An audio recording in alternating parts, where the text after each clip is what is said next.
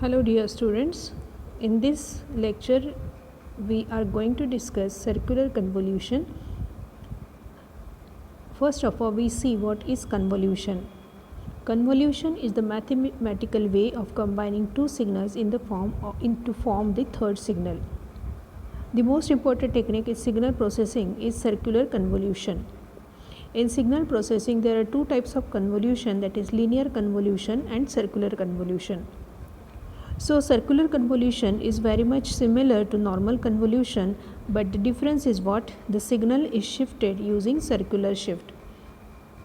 So when we solve the problem based on circular convolution, we are going to shift the given points along the circular path.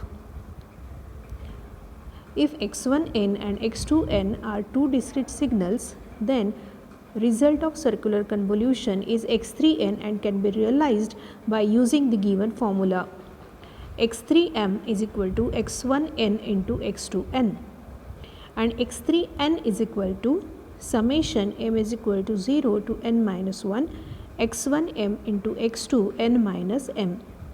Here m is varying from 0 to n minus 1. So subsequently you are going to put the values of m starting from 0, and then whatever points we get, that those points will be shifted along the circular path.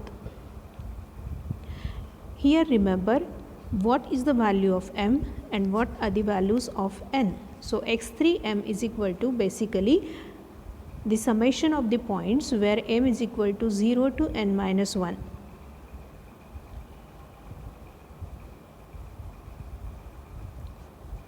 This is about circular convolution. Thank you for listening.